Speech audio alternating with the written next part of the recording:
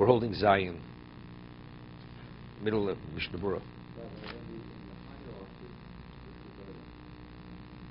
They get older also. They get also by their own tradition.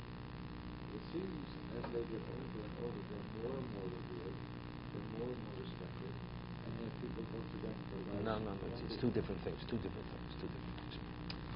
know, there's a story of Moshe Feinstein that, you know, he ate in a communal sukkah at one time. And he would always speak. And Moshe spoke was like, off the cuff was like, he could, within 2 minutes, he could quote from all over Shas, like nothing. Once at a share from me, once at a share from Baltimore. We're talking about Tosas in one, he quoted 6 different Tosas, each one, the way Tosas said the same thing, the nuance of difference. I mean, it was like, this is off on his fingertips, like nothing for Moshe.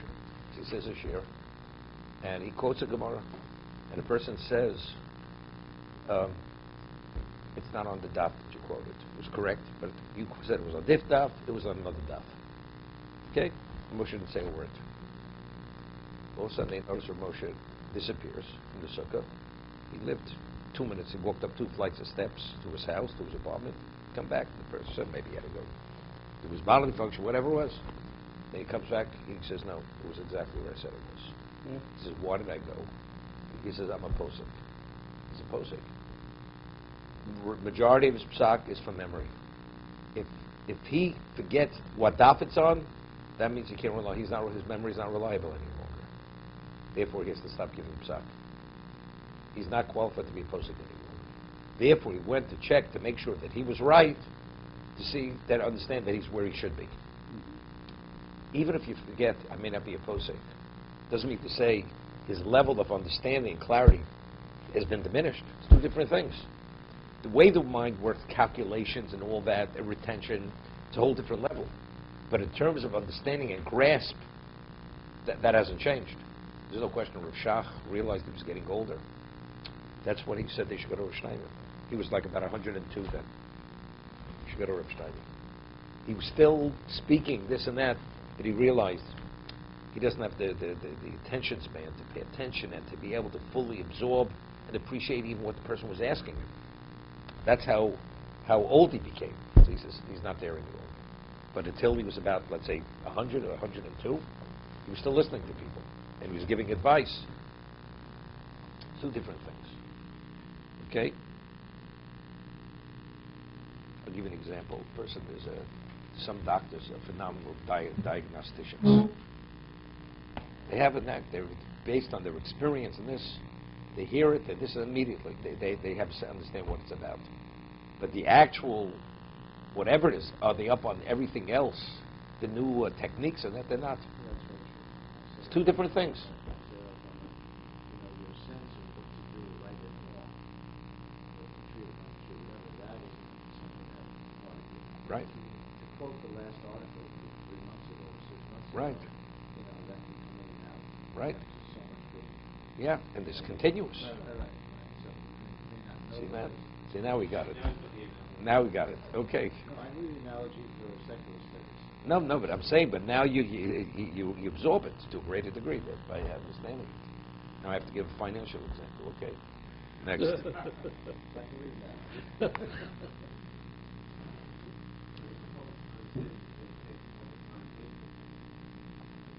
Because that had to do with the details. I understand. He's still confident in his ability to, he just wanted to look at the detail. Right. No, because to prove he knew the psak, but to prove, to understand why that is the right thing, that he didn't have the whole build out. That he didn't have any longer. Because he couldn't retain it anymore.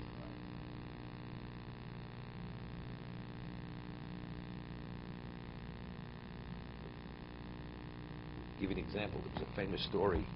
There was a person who was a genius, a mad genius. He knew Shas backwards over. He was a Mishogana, something. And he went and falsified a Yerushalmi on Kochim. You understand? He wrote, we have no Yerushalmi on Kochim. It doesn't exist. He claimed he discovered it. He unearthed it. And he himself falsified it. It was forgery. And he was such a genius that he knew every opinion in the Bavli, and everything actually corresponded. The opinions, the language, everything. Okay? It reached such a point, it became such an earth-shattering event, people started to write commentaries on it. Here? On this Yerushalmi. So the person goes, who brings it to the Rogachover. Rogachover was a genius, was a computer. And he was fierce, the Rogachover. Brings it into the Rogachover, gives one glance on it, takes it, throws it on the floor, and stamps on it. He says, get out. People were ready to write commentaries on it. You understand? He was able, just by looking at it, it's false. I'm just saying. That was what. He didn't even have to explain why. Not. I was there with the Judeo Yehuda and Mendelssohn. Mendelssohn had translated the Chumash into German. So he comes to the Judeo Yehuda and he wanted to get his approbation, his haskama. So he tells them the reason why I translated it to German because there are many Jews who don't understand Hebrew. So this will open the Torah for the Jews who are not literate in Hebrew. And it was called Habiur. Biur is, the elucidation of Torah. And he gives him the book. He already printed it. The Notary takes the book, throws it on the floor. His German translation, whatever it was. He says, you're talking to me. You're not talking to some fool. He says, get out. Because Mendelssohn's whole idea was to actually acculturate the Jews with the whole German culture, that eventually they should leave they should abandon all the ancient, archaic ways. All his children converted to Christianity, Mendelssohn. This is not immediately. He had a sense. There's no way you can pull the wool over his eyes. What your intentions are. There's a story with Steinman. Zev Wolfson, did a lot of good things. Came with a check, $100 million check. Wrote a check for $100 million, and he brought it to Rav Steinman. And he says, I'm giving this check to create a fund that any Kola person who wants to study computers, this will be the money will come from this fund. Steinman took the check, he said, thank you, Mr. Wilson, take it back. Not interested. Went crazy. Wilson went crazy. Started to scream like a madman. Trying to smile at him. He says, it's not. He says, you want to destroy Judaism? Take your check back. I'm not interested. That was the end of the story. People have to go, but to create a thing to draw people away that to sell there's an opportunity, this kind of money, forget of it. What? But why let him do this? You understand? If you're coming where he's coming from, he understands clearly where it begins and where it's going to end. But maybe it won't. How do you know? Maybe it'll be better. This, that. Nothing to talk about. Take your check back. Seems to me that you had that kind of news. Maybe we go and consult and say, listen, I have X number of dollars that I'd like to invest. How do you think it's best to be able to go? How do you think it's best to invest this money? Just telling you. How do you think? Not coming, but just telling you the story. The story is maybe 10 years ago. Yeah. Let's go. We're talking about a mavui. Right, a mavui, you have a two-walled corridor. You have a lechi on both sides. We can discuss whether it's a mavui sosum, mavui mefulosh. Is it open on both sides? And you have lechis on the front and back side? Or it's enclosed area in three. So seemingly, because the Mechaber says, you have a mavui which has a lechi, or you have a situation where you have pasi biros, you have these right angles which are aligned. You put it on Shabbos of Sukkot, you put schach over it, you're permitted, you yotzi sukkah, although it doesn't conform to what a sukkah normally is. That since it's a mechitza for Shabbos, it's a mechitza for sukkah. Right? That's the Mechaber. And the Ramah concluded, but it's only when the lechi and the pasim are matirim, when they're functioning as a mechitza. So therefore it has to be on Shabbos. That's when we say migu. Since it's a mechitza for this, it's acknowledged as a mechitza for sukkah. Zayin.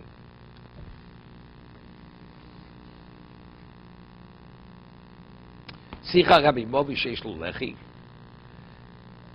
V'desosa mechaber. Since the mechaber doesn't speak about what kind of movi is this.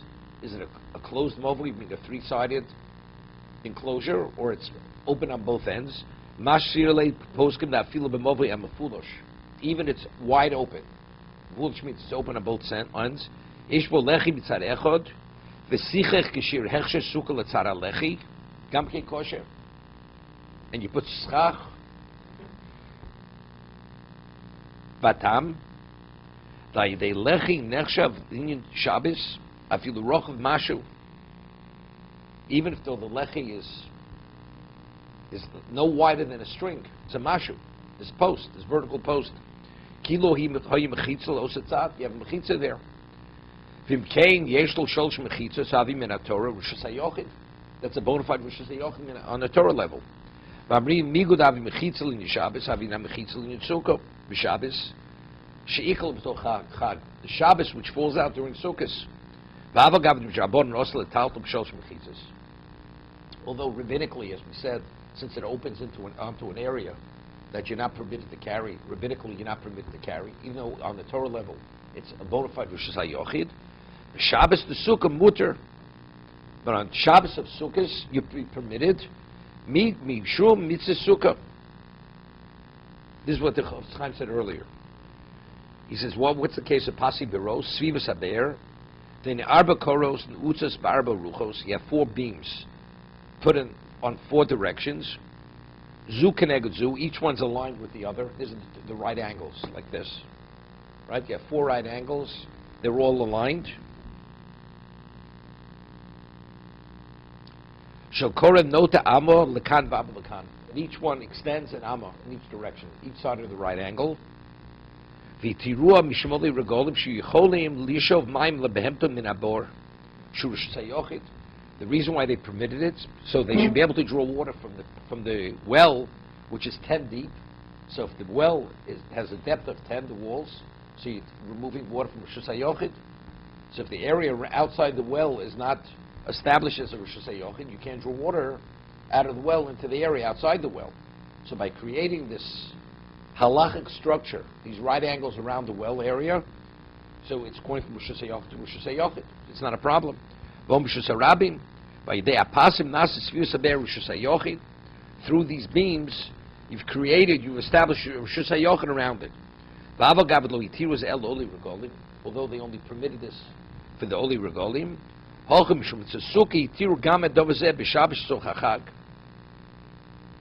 be continued.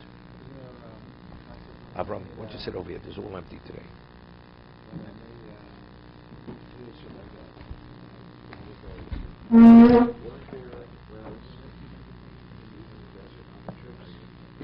No, they dug water cisterns. But if you Shabbos, how do you take water out of that? They'd have a problem. So they made pasi biros around the well area. These 4 right angles. That's Rishus HaYochid.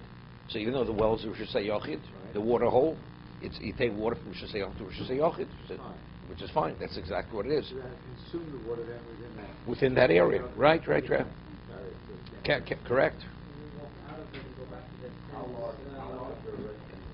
As large as you want. No, they have to. It's visually. You have to see them. Let's say you put it a mile apart. They have no relevance to one another. It has to be seen that it's circumscribing that area.